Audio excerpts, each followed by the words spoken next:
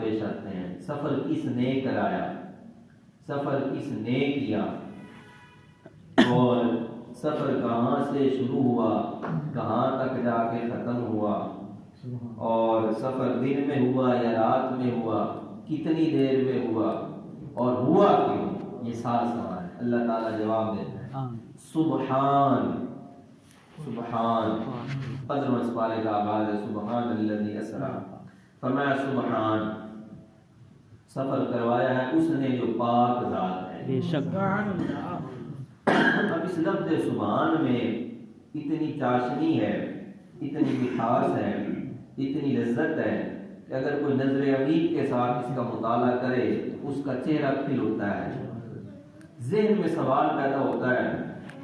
Science بھی کہتی ہے یہ زمینوں کے اوپر آسمانوں کے درمیان میں پتہ نہیں کیا کچھ ہے، خلا ہے، پھر موٹی تہ ہے، پھر یہ ہے، پھر وہ ہے، اور یوں ایک بشر، ایک انسان، وہ یوں دروازوں کو چیرتے ہوئے، یوں بلندیاں عبور کرتے ہوئے آسمانوں پہ کوئی نہیں جا سکتا۔ سائنس کہتی ہے اور کچھ لوگ بھی کہتے ہیں کوئی نہیں جا سکتا۔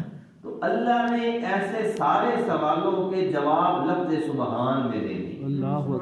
فرمایا جانے والے نے کب کہا ہے کہ میں گیا، اس نے تو یہ کہا ہے مجھے لے جایا گیا، سبحان اللہ، اس نے تو یہ کہا مجھے لے جایا گیا۔ اب لے کے جانے والا ہے کون، بلوایا کس نے ہے، وہ ذات جو سبحان ہے، اللہ اکبر، جو پاک ہے، جو ہر چیز پر قادر ہے، ہر نقص، ہر عیب سے پاک ہے۔ جب یہ کہہ دیا کہ اللہ نے کرایا تو پھر سمجھ میں آئے یا نہ آئے ماننا پڑے گا مصطفیٰ گئے۔ سبحان اللہ، کہاں تک گئے یہ آگے آ رہا ہے۔ تو میں سفر کس نے کیا، اسی آیت مبارکہ میں سبحان الذی اسریٰ بعبدہ، عبد کا لفظ بتا رہا ہے سفر اس نے کیا ہے جو اللہ کا بڑا خاص بندہ، سبحان اللہ، جو اللہ کا بڑا خاص بندہ ہے، اور وہ خاص بندہ جب بھی اس بارے میں کہا جائے گا، سنا جائے گا، نظر فوراً دل و دماغ کی کھڑکیاں کھلیں گی اس در کی طرف جو در جانا ہے۔ حضور نبی رحمت صلی اللہ تعالیٰ علیہ وآلہ وسلم کی ذات بابرکات ہے۔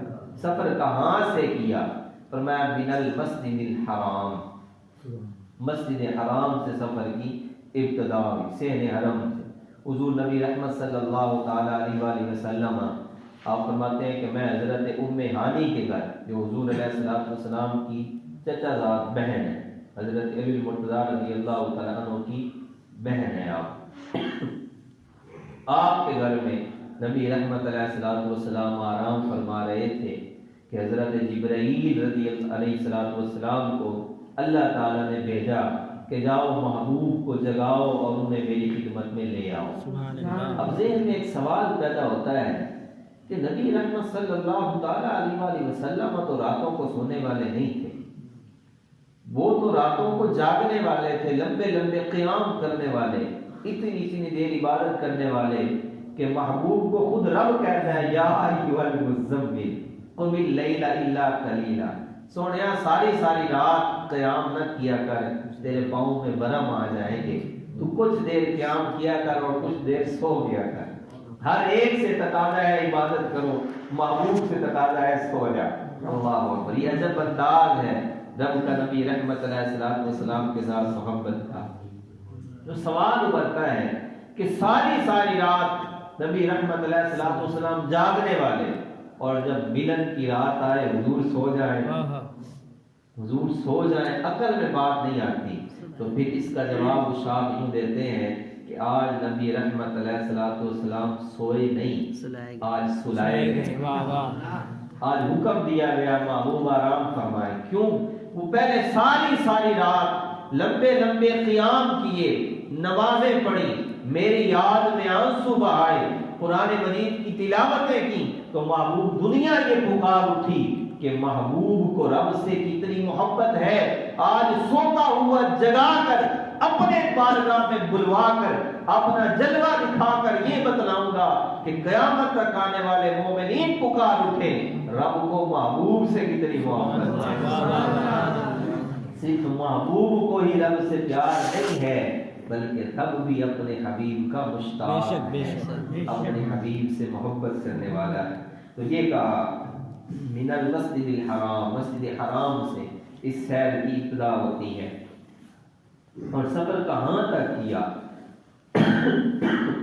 اس سورہ پاک میں، سورہ بنی اسرائیل میں جس کو سورہ اسراء بھی کہتے ہیں، 15 پارے کے آغاز میں فرمایا الی المسجد الاقصی، مسجد اقصی تک یہ سیر کروائی گئی۔ اور یہ حضور علیہ الصلوۃ والسلام کی سفر معراج کا زمینی حصہ ہے، زمینی حصہ۔ اس کو اسراء بھی کہتے ہیں، اسراء، جو نبی رحمت علیہ الصلوۃ والسلام نے مسجد حرام تک سیر فرمائی ہے۔ اگر کوئی شخص اس معراج کا انکار کر دے، اس معراج کے، اس سفر کا، اسراء مسجد اقصی تک کا، تو وہ شخص کافر ہو جاتا ہے۔ کیوں؟ اس لیے کہ یہ قرآن مجید فرقان حمید سے ثابت ہے کہ نبی رحمت علیہ الصلوۃ والسلام نے اپنے حبیب کو مسجد حرام سے مسجد اقصی تک کی سیر کروائی۔ جب مسجد اقصی میں ایک اور راز بھی کھلا، حضور نبی رحمت صلی اللہ تعالی علیہ وسلم مسجد اقصی میں پہنچے کس سواری پر؟ براق۔ براق، براق لفظ جو ہے نا، براق یہ نکلا ہے بجلی، برق سے، اور برق کہتے ہیں بجلی کو، یعنی بجلیوں کا گھوڑا۔ حضور نبی رحمت صلی اللہ تعالی علیہ وسلم براق پر تشریف فرما ہوئے۔ اچھا، یہ روشنی ہے، لائٹ ہے، یہ لائٹ ہے، یہ لطیف ہے، لطیف۔ ہم یہ تو کہہ سکتے ہیں روشنی ہے، اگر ہم کہیں کہ اس کا وجود کدھر ہے تو ہم نہیں بتا سکتے۔ کیوں؟ یہ ایک محسوس کی جا سکتی چیز ہے، مبصر ہے، دیکھی جا سکتی ہے، مگر اس کو ناپا یا تولا نہیں جا سکتا، دیکھا نہیں جا سکتا، اور نہ ہی اس روشنی پر، اس لطیف چیز پر کوئی کثیف شے سوار ہو سکتی ہے۔ مثال کے طور پر یہ روشنی آ رہی ہے تو ہم اس کے اوپر کسی پتھر کو یا اینٹ کو یا کسی اور چیز کو سوار کرنا چاہے تو وہ نہیں ہو سکتی، کیونکہ یہ لطیف ہے، وہ کثیف ہے۔ اور ادھر کیا عالم ہے؟ بجلیوں کا گھوڑا ہے، بجلیوں کا گھوڑا ہے، برق سے ہے، براق، اور اس پر جانے جانا صلی اللہ تعالی علیہ وسلم سوار ہے۔ معلوم ہوا براق کی نورانیت اتنی لطیف نہیں ہے جتنی جانے جانا کی بشریت ہے۔ واہ واہ واہ، سبحان اللہ۔ نبی صلی اللہ تعالی علیہ وسلم سوار ہوئے، کتنی تیزی کے ساتھ حضور گزرے ہیں کہ جہاں تک اس سواری کی نظر جاتی تھی وہاں تک اس سواری کے قدم جاتے تھے، اس کا قدم جاتا، جہاں تک اس کی نظر وہاں تک اس کا قدم۔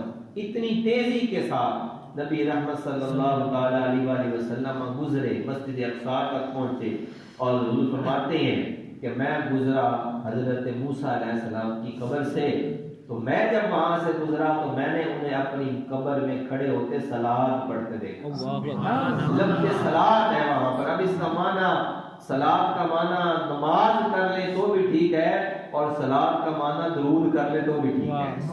صلات کا معنی درود کر لے تو بھی ٹھیک ہے۔ نبی رحمت علیہ السلام سے میں گزرا حضرت موسیٰ کی قبر سے، وہ اپنی قبر میں کھڑے ہو کے صلات پڑھ رہے تھے۔ اب نبی رحمت علیہ السلام مسجد اقصی میں تشریف لائے، تو یہاں جتنے بھی انبیاء تشریف لا چکے تھے وہ تمام انبیاء وہاں موجود ہیں۔ حضرت موسیٰ بھی ان میں تھے کہ نہیں تھے؟ تو قبر میں کون تھا؟ وہاں بھی حضرت موسیٰ، یہاں بھی حضرت موسیٰ، اور رفتار آپ جان چکے ہیں۔ یہ بھی نہیں ہے کہ حضور علیہ الصلوۃ والسلام، میں نے کہا جہاں تک اس کی نگاہ جاتی ہے وہاں تک اس کا قدم جاتا ہے، تو حضرت موسیٰ بھی چلو اگر براق پر بیٹھے ہوں گے ان کے لیے تو براق نہیں نہ آیا ہوگا، ادھر بھی حضرت موسیٰ وہاں بھی حضرت موسیٰ، تو یہ کیا بات ہوئی؟ تو پھر کہنا پڑے گا اگر حضرت موسیٰ علیہ السلام بیک وقت اپنی قبر میں کھڑے صلات پڑھتے نظر آتے ہیں اور اے اسی لمحے حضرت موسیٰ مسجد اقصی میں بھی موجود ہیں، تو پھر نبی کریم علیہ السلام کی بھی یہ شان ہے، وہ مدینے میں بھی ہیں، عاشقوں کے سینے میں۔ سبحان اللہ، سبحان اللہ، صلی اللہ تعالی علیہ وسلم کی شان کوئی حضرت موسیٰ سے کم ہے؟ اور اگلی بات دیکھیے، مسجد اقصی میں طویل بات ہے، نبی رحمت اللہ علیہ السلام فرماتے ہیں انبیاء کرام علیہ السلام کی صدارت میں ایک جلسہ، حضور علیہ السلام کی صدارت میں جلسہ ہوا، حضرت جبرائیل رقیب بنے، مختلف انبیاء تشریف لائے، انہوں نے خطابات کی، حضرت آدم، حضرت عیسیٰ، حضرت موسیٰ، حضرت ابراہیم علیہ السلام ان انبیاء نے اپنے اپنے خطابات کیے، اپنے اوپر ہونے والے اللہ تعالیٰ کے فضل و احسان کا ذکر کیا، اور پھر صدارتی خطبہ ارشاد فرمایا حضور جانے جانا صلی اللہ علیہ وآلہ وسلم نے، اور پھر فرمایا گیا کہ نماز ادا کرنے کا موقع آیا تو نبی رحمت علیہ السلام فرماتے ہیں میں کھڑا رہا، مصلی امامت موجود تھا کہ جبرائیل علیہ السلام نے میرا ہاتھ پکڑا اور مجھے مصلی پہ کھڑا کر دیا۔ فقہ کا ایک اصول ہے، جہاں کچھ لوگ جمع ہو جائیں، اکٹھے ہوں، تو فقہ کا اصول یہ ہے کہ ان میں جو سب سے بڑا عالم وہ نماز پڑھائے، اور اگر سارے ہی عالم ہوں تو پھر جو سب سے اچھا قاری ہو وہ نماز پڑھائے، اور اگر سارے ہی قاری ہوں تو جس کی آواز سب سے خوبصورت ہو وہ نماز پڑھائے، اور اگر سارے سونی آواز والے ہوں تو پھر کیا کیا جائے، تو پھر جس کی عمر سب سے زیادہ ہو وہ نماز پڑھائے۔ اب اس مسجد اقصی میں جو کھڑے ہیں وہ کوئی کم ہے، وہ گروہ انبیاء ہے، وہ لوگ ہیں کہ جن کو اللہ تعالیٰ نے اس کائنات میں سے سب سے افضل و اعلیٰ بنایا ہے، وہ لوگ موجود ہیں۔ اب یہ سارے کے سارے اتنی عظمتوں اتنی شانوں والے موجود ہیں، اگر دیکھا جائے تو سب سے بڑے عالم اگر کہا جائے کون ہو سکتے ہیں، وَعَلَّمَ آدَمَ الْأَسْمَاءَ كُلَّهَا کی شان والے حضرت آدم بھی موجود ہیں، اور اگر یہ کہا جائے کہ جو قاری سب سے بڑے ہوں تو حضرت داؤد علیہ السلام کی قرات بڑی مشہور تھی کہ جب وہ تسبیح کرتے تو پرندے اور پہاڑ بھی ان کے ساتھ جو ہے وہ شامل ہو جاتے۔ اسی طرح سے اگر یہ کہا جائے کہ آواز سب سے خوبصورت ہو تو حضرت داؤد علیہ السلام اس شان میں بھی ممتاز ہیں، اس شان میں بھی ممتاز ہیں۔ اور اگر یہ دیکھا جائے کہ عمر سب سے زیادہ ہو تو حضرت نوح علیہ السلام کی عمر 950 سال تو صرف تبلیغ والی مشہور ہے، اور جو آپ کو نبوت ملنے سے پہلے کی عمر ہے اور وہ عمر وہ اگر لگائیں تو بعضوں نے تو 1500 سال کا بھی قول کیا ہے۔ لیکن اب مصلی امامت پر نہ تو حضرت داؤد آئے، نہ حضرت آدم آئے، نہ حضرت نوح آئے، حضرت جبرائیل نے محبوب کریم علیہ السلام کا دست مبارک پکڑ کر مصلی امامت پر کھڑا کر کے بتا دیا، اگرچہ یہاں سب سے زیادہ عمر والے نوح موجود ہیں، اگرچہ لہن داؤدی میں مشہور ہونے والی قرات میں حضرت داؤد موجود ہیں، حضرت موسیٰ ہارون اور دیگر انبیاء موجود ہیں، حضرت آدم موجود ہیں، پر آج سب سے اعلیٰ والا ہمارا، آج سب سے بلند شان نبی رحمت صلی اللہ تعالی علیہ وآلہ وسلم کی ہے۔ ٹھیک ہے، تو یہ بھی اس سے ہماری عقیدہ جو ہے وہ ثابت ہوتا ہے۔ تو نبی رحمت علیہ السلام مسجد اقصیٰ تک تشریف لے گئے۔ اب یہ دن میں ہوا یا رات میں، اس کا بھی جواب اسی سورہ پاک میں فرمایا گیا، اسرا، راتوں رات لے گئے، راتوں رات۔ اچھا، رات کو بھی کیوں پسند کیا گیا؟ یہ سفر دن میں بھی تو ہو سکتا تھا نا، یہ رات کو اللہ تعالیٰ نے کیوں منتخب فرمایا؟ اس کی بے شمار حکمت علماء نے بیان کی ہیں، بے شمار حکمتیں۔ دو ایک میں عرض کر دیتا ہوں۔ ایک حکمت یہ تھی، پہلے زمانے میں جو انبیاء موجود تھے، جب ان کی قوم ان سے کوئی منہ مانگا معجزہ طلب کرتی اور وہ انبیاء دعا مانگتے معجزہ ظاہر ہو جاتا، وہ لوگ اگر ایمان نہ لے کر آتے تو پھر ان کو عذاب دینا یہ لازم ہو جاتا تھا، پھر اس کو ان کو تباہ کر دیا جاتا۔ اگر عین دن کے عالم میں یوں فرشتے آسمانوں سے اترتے، حضور صلی اللہ تعالی علیہ وآلہ وسلم کا شق صدر کیا جاتا، قلب اطہر کو اور دھویا جاتا، اور پھر نبی رحمت علیہ السلام کے لیے براق سواری پیش کی جاتی دن کے اجالے میں، اور لوگ اس کو دیکھ رہے ہوتے، حضور علیہ السلام تشریف لے جاتے مسجد اقصیٰ تک، اور مسجد اقصیٰ سے پھر آسمانوں کی بلندیوں تک، اور پھر سدرہ کی بلندیوں، اور پھر وہ مرحلے کہ جو کسی کی عقل میں آ ہی نہیں سکتے۔ تو یہ سارا کچھ ہونے کے بعد جب حضور آتے، لوگ اپنی آنکھوں سے دیکھ چکے ہوتے، اور پھر وہ انکار کر دیتے تو عذاب لازم ہو جاتا، عذاب لازم ہو جاتا۔ اللہ جل شانہ نے اس امر کو رات کے عالم میں کر کے محبوب کریم علیہ السلام کا رحمت للعالمین ہونا ثابت فرمایا۔ کیوں؟ اس لیے کہ وہ جنہوں نے انکار کرنا تھا انہوں نے دن کے اجالے میں بھی انکار کرنا تھا، رات میں ہونے والے واقعے کو بھی انکار کرنا تھا جب انہوں نے اپنی آنکھوں سے نہیں دیکھا تھا. اگر دن کے اجالے میں وہ انکار کر بھی دیتے تو پھر عذاب آ نہیں سکتا تھا. کیوں ان کی آنکھوں کے سامنے یہ نہیں ہوا؟ اللہ تعالیٰ نے سفر معراج کو رات اس لیے انتخاب فرمایا وما کان اللہ لیعذبہم وانت فیہم کہہ کر نبی رحمت علیہ الصلوۃ والسلام کی شان رحمت للعالمین کو ثابت فرمایا. صدقے طیبہ کے عذاب آتا نہیں ہم پر، شہر محبوب نے صدقے طیبہ کے عذاب آتا نہیں ہم پر، شہر محبوب نے ہم کو بچا رکھا. نبی رحمت صلی اللہ تعالی علیہ وآلہ وسلم کے سفر معراج کے لیے رات کا انتخاب اس لیے فرمایا. دوسری وجہ اس کی یہ ہے کہ محبوب اور محب کی جو ملاقات ہوتی ہے نا یہ رات میں زیادہ ہوتی ہے. رات کے اوقات تنہائی کا عالم ہو اور پھر محبوب اور محب جب ملاقات کریں ان کے درمیان جو ہونے والی باتیں ہوتی ہیں وہ سب سے زیادہ بہترین ہوتی ہیں. اور بھی بے شمار حکمتیں ہیں. وقت بالکل مختصر ہے، 15 منٹ صرف رہ چکے ہیں، اسی پر اکتفا کرتے ہیں. اور پھر اس کے ساتھ سفر کتنی دیر میں ہوا؟ سفر کروایا اللہ نے، کیا حضور علیہ الصلوۃ والسلام نے. شروع مسجد حرام سے ہے اور مسجد اقصیٰ تک، اور پھر ہوا کب؟ رات میں. کتنی دیر لگی؟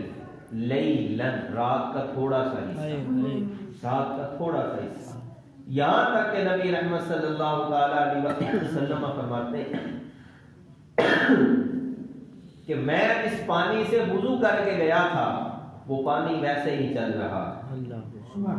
جس دروازے سے نکل کر گیا تھا اس کی کنڈی ویسے ہی ہل رہی ہے، اور جس بستر سے میں اٹھ کر گیا تھا وہ بستر ویسے ہی گرم پڑا ہوا. یہ عقل میں آنے والی بات ہے ہی نہیں، انسان مان ہی نہیں سکتا. اس کی بے شمار توجیہات علماء نے لکھی ہیں. ایک وجہ اس کی یہ بیان کی گئی ہے نبی رحمت صلی اللہ تعالی علیہ وسلم ہے جانے کائنات. حضور علیہ الصلوۃ والسلام اس کائنات کی جان ہے. جب نبی رحمت علیہ الصلوۃ والسلام اس کائنات سے باہر تشریف لے گئے تو یہ کائنات بے جان ہو گئی. اور جب جہاں نظام چل رہا تھا وہیں روک دیا گیا. کیوں؟ آج کائنات کی جان میں جان رہی ہی نہیں. حضور نبی رحمت صلی اللہ تعالی علیہ وسلم نے جو اس کائنات کو چھوڑ دیا، اب کائنات بے جان ہو چکی. جب حضور تشریف لائے کائنات کی جان میں جان آئی. جہاں سے نظام روک دیا گیا تھا وہیں سے نظام کو پھر سے چلا دیا. اچھا، میں اور آپ کبھی سیر کے لیے جائیں، سیر کرنے کے لیے، تو کیا خیال ہے ہم یوں ہی گزرتے جائیں گے سیر کے لیے، یا اچھی طرح سے ان چیزوں کو دیکھیں گے جن کی سیر کے لیے جا رہے ہوں گے؟ اچھی طرح سے دیکھیں گے نا، پھولوں کو دیکھیں گے، خوشبوؤں کو محسوس کریں گے.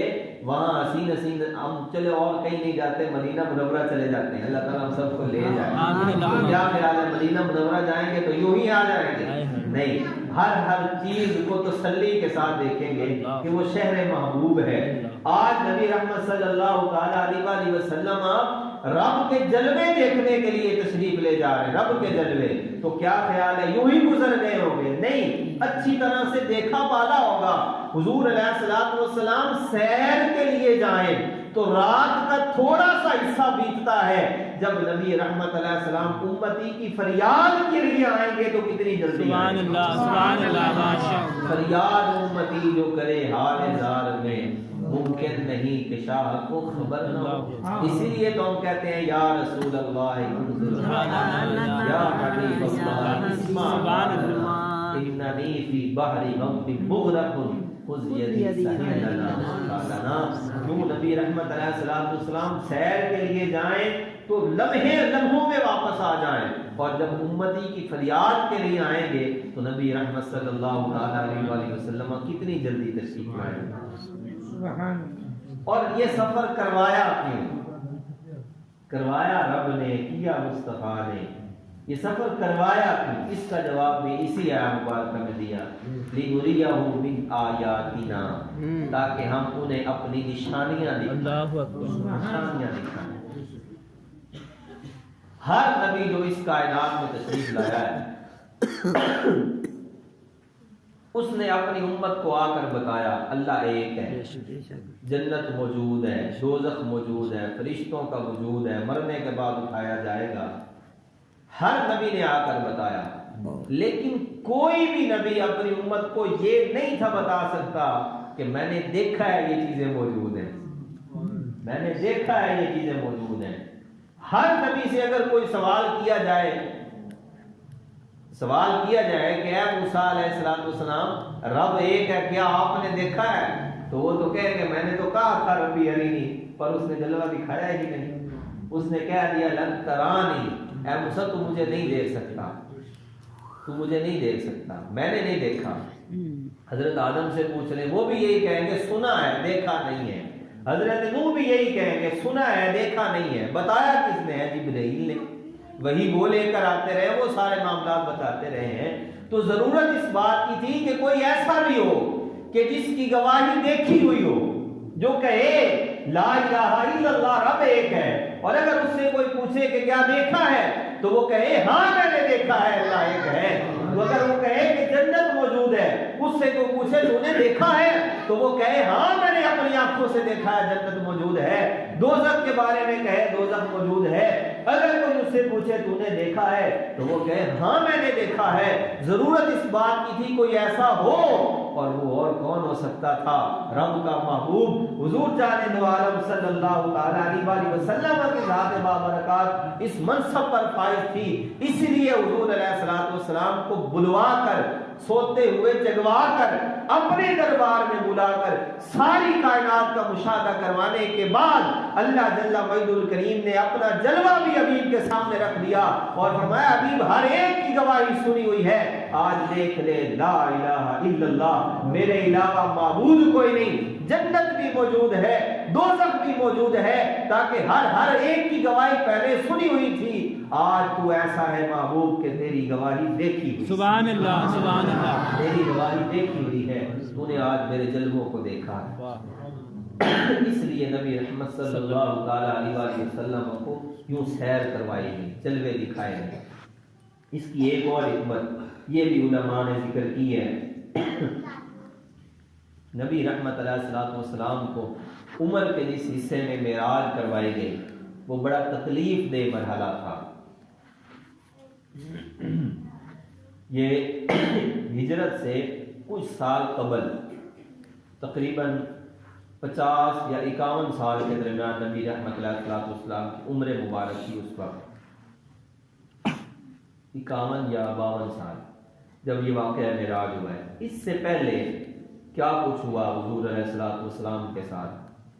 نبی رحمت علیہ الصلوۃ والسلام کے اپنے سگے چچا حضور علیہ الصلوۃ والسلام کے دشمن بنے، ابو لہب نے گستاخانہ جملے بکے، شیب ابی طالب میں سرکار کریم علیہ الصلوۃ والسلام کو اپنے اہل و عیال کے ساتھ محصور کر دیا گیا۔ حضور علیہ الصلوۃ والسلام کی 2 صاحبزادیاں حضرت رقیہ اور حضرت ام کلثوم کو ابو لہب کے بیٹوں کے نکاح میں طلاق دلوا دی۔ نبی رحمت صلی اللہ تعالی علیہ وسلم طائف میں تشریف لے گئے تو وہاں لوگوں نے کیا کچھ نہیں کیا آپ سب جانتے ہیں، یہ بھی اسی عمر کے اسی حصے میں تھا۔ اب یہ ساری مشکلات 3 سال تک حضور علیہ الصلوۃ والسلام شیب ابی طالب میں محصور ہے، سوشل بائیکاٹ کر دیا گیا، کھانے پینے کی چیزیں نہیں پہنچنے دی، مکمل طور پر بائیکاٹ کر دیا گیا نبی علیہ الصلوۃ والسلام کے خاندان کے ساتھ۔ اور پھر جب شیب ابی طالب سے باہر آئے تو حضور علیہ الصلوۃ والسلام کی 2 غمگسار ہستیاں حضرت سیدہ خدیجہ رضی اللہ تعالیٰ عنہا کا وصال ہو گیا، حضور علیہ الصلوۃ والسلام کے چچا جناب ابی طالب کا وصال ہو گیا۔ یہ دونوں سہارے تھے نبی رحمت علیہ الصلوۃ والسلام کے، ان غم بھری کیفیات میں یہ تسلیاں دیتے تھے۔ اب اس عالم میں جب حضور غمگین تھے، پریشان تھے، تو اللہ تعالیٰ نے نبی رحمت علیہ الصلوۃ والسلام کو خوش کرنا چاہا، اس لیے یہ سفر معراج کروا کر نبی کریم علیہ السلام کو اللہ تعالیٰ نے سیر کروائی، اور پھر سب سے بڑھ کر اللہ تعالیٰ نے اپنا جلوہ محبوب کریم علیہ الصلوۃ والسلام کے سامنے رکھا۔ نبی رحمت علیہ الصلوۃ والسلام نے اس سفر میں جنتی اور دوزخی مشاہدات بھی فرمائے۔ نبی رحمت علیہ الصلوۃ والسلام نے بڑے بڑے موتیوں کے گنبد نما محلات کو دیکھا، جبرائیل سے پوچھا کن کے لیے ہیں؟ فرمایا یا رسول اللہ آپ کی امت کے مؤذنین اور اماموں کے لیے، مؤذن اور اماموں کے لیے، اذانیں پڑھنے والے، نمازیں پڑھانے والے۔ نبی رحمت علیہ الصلوۃ والسلام نے ایک جگہ پہ دیکھا کہ لوگ کھیتی بوتے ہیں اور وہ فوراً پک کر تیار ہو جاتی ہے، پھر کاٹتے ہیں تو پھر پکی ہوئی نظر آتی ہے۔ تو نبی رحمت علیہ الصلوۃ والسلام نے اس کے بارے میں پوچھا تو حضرت جبرائیل نے بتایا یہ ان لوگوں کی مثال ہے جو راہ خدا میں مال خرچ کرتے ہیں، وہ جتنا دیں گے اللہ تعالیٰ اتنا اور دیتا جائے گا، جتنا دیتے جائیں گے اللہ تعالیٰ اور عطا فرماتا جائے گا۔ جنت کے دروازے پہ نبی رحمت علیہ الصلوۃ والسلام نے یہ بھی ملاحظہ فرمایا، کتب میں موجود ہے کہ صدقے کا ثواب اتنا ہے اور قرض دینے کا ثواب صدقے سے بھی زیادہ ہے۔ یعنی اگر کوئی آپ سے قرض لیتا ہے، آپ اس کو قرضہ دے دیتے ہیں تو یہ صدقے سے بھی 10 گنا زیادہ ثواب ہے۔ یہ بھی حضور صلی اللہ تعالیٰ علیہ وسلم نے مشاہدہ فرمایا۔ اس کے بعد آقا دو جہاں علیہ الصلوۃ والسلام نے دوزخی مشاہدات فرمائے۔ بعض لوگوں کو دیکھا ان کے ہونٹ اور زبانیں کینچیوں سے کاٹے جا رہے ہیں اور پھر وہ نئے آتے ہیں تو پھر کاٹ دیے جاتے ہیں۔ پوچھنے پر بتایا گیا یہ غیبت کرنے والے لوگ ہیں، آپ کی امت کے فتنہ پرور خطیب ہیں، خطباء۔ یہ بھی نبی رحمت علیہ الصلوۃ والسلام نے ملاحظہ فرمایا۔ لوگوں کو دیکھا بڑے بڑے کمروں کی طرح ان کے پیٹ ہیں اور ان کے اندر سانپ ہیں۔ پوچھنے پہ بتایا گیا یہ سود کھانے والے ہیں۔ نبی رحمت علیہ الصلوۃ والسلام نے ایک جگہ یہ ملاحظہ فرمایا کہ دسترخوان لگا ہوا ہے اور اس پر کچھ لوگ بیٹھے ہوئے ہیں، انواع و اقسام کے کھانے موجود ہیں، لیکن وہ کھانوں کو چھوڑ کر جو چیتھڑے پڑے ہوئے ہیں، مردار جانوروں کے گوشت پڑے ہوئے ہیں، وہ ان کو اٹھا اٹھا کر کھا رہے ہیں اور جو نعمتیں پڑی ہوئی ہیں ان کو چھوڑ رہے ہیں۔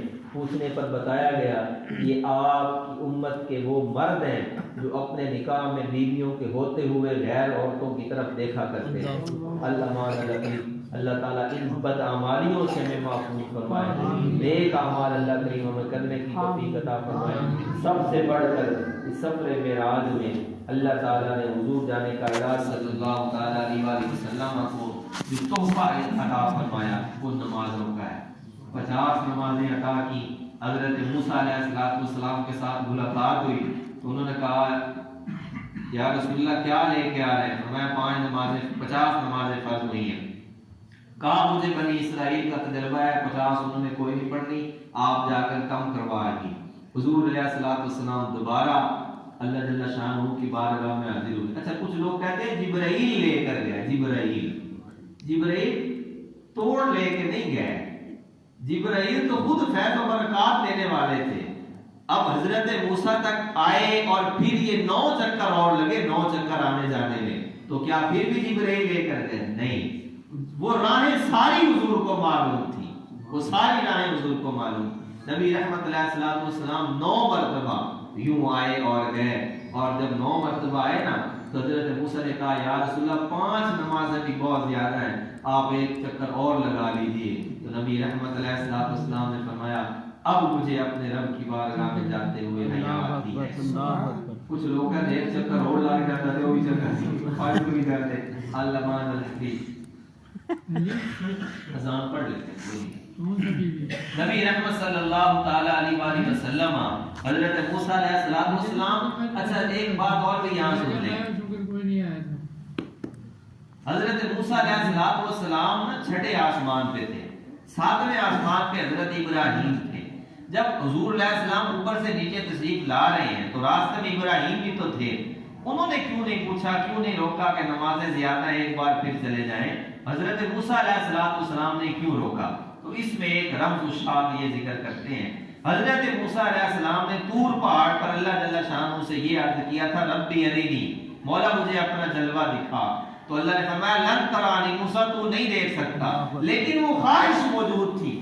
آج شب معراج حضرت موسیٰ علیہ السلام جلوہ خدا تو نہیں دیکھ سکے تھے، لیکن وہ خواہش موجود تھی، چاہ یہ رہے تھے کہ میں نے تو اس رب کو نہیں دیکھا، کیوں نہ میں اس ہستی کو بار بار دیکھوں جو حضور رب کو دیکھ۔ سبحان اللہ، سبحان اللہ۔ اس لیے حضرت موسیٰ علیہ السلام بار بار یہ چاہ رہے تھے اور اس جلوہ مصطفیٰ میں جلوہ خدا دیکھ رہے تھے، اور اس کی لذت سے بار بار آشنا ہو رہے تھے، چاہتے یہ تھے کہ ایک چکر اور بھی لگ جائے کہ وہ جو لذت دیدار الہی کی برکات اب مل رہی ہے وہ ایک بار پھر سے مل جائے۔ نبی محمد صلی اللہ تعالی علیہ وآلہ وسلم یہ اتنی بلندیوں، اتنے عوج پر، اتنے کمال پر آقا دو جہاں علیہ السلام پہنچے۔ کوئی فلک اتے رہ یار گیا، کوئی جا سدراتے ہار گیا، اکو کالیاں زلفاں والا سی جڑا عشق بھی نہ پار گیا۔ اور کسی نے پنجابی میں کیا خوب کہا کہ سی میراج ایک راز محبتاں دا، سی میراج ایک راز محبتاں دا، نہیں سی کسے دی سمجھ چاہن والا۔ آج بھی نہیں آتا لوگوں کی سمجھ میں۔ سی میراج ایک راز محبتاں دا، نہیں سی کسے دی سمجھ چاہن والا، صدیہ طالب تے گیا مطلوب ہوتے، صدیہ طالب تے گیا مطلوب ہوتے، جبرائیل سی صد لے جان والا، بعد آخ دے بن دروازیاں تو کیویں پہنچیا عرشاں تے جان والا، ابر عقل نو ایتھے دخل کیے جانے جان والا یا لے جان والا۔ نبی احمد صلی اللہ تعالی علیہ وآلہ وسلم کو لے جانے والے اللہ ہیں، لے جانے والا اللہ ہے۔ اور لفظ سبحان نے یہ سارے مشکلات حل کر دی۔ کیسے گئے، کیوں گئے، کیسے جا سکتے ہیں، کیوں ایسا ہو سکتا ہے، رات کے تھوڑے سے حصے میں کیسے ہو سکتا ہے؟ اللہ نے فرمایا سبحان اللہ، میں پاک ہوں، میں پاک ہوں، میں لے کے گیا ہوں۔ سفر معراج پر اعتراض کرنے والا در حقیقت اللہ کی قدرت پر اعتراض کر رہا ہے۔ اللہ تعالیٰ اپنے حبیب کی شانیں ہمیں سمجھنے کی توفیق عطا فرمائے۔ وآخر دعوانا الحمدللہ رب العالمین۔ اذان پڑھتے ہیں، اذان کے بعد دو شعر سلام کے پڑھیں گے، پھر سارے احباب رضی اللہ فرمائیں ادھر کے بعد عشاء پڑھیں گے، اور فجر پڑھنے کے بعد آپ کی خدمت میں درمیش کر دیا جائے گا۔ جی چاہے تو بیٹھ جائیے گا، دوسری دعا میں شامل ہو جائیے گا، نہ جی چاہے تو بقیہ نماز پڑھ کے گھر میں تصویر لیتے ہیں۔ واہ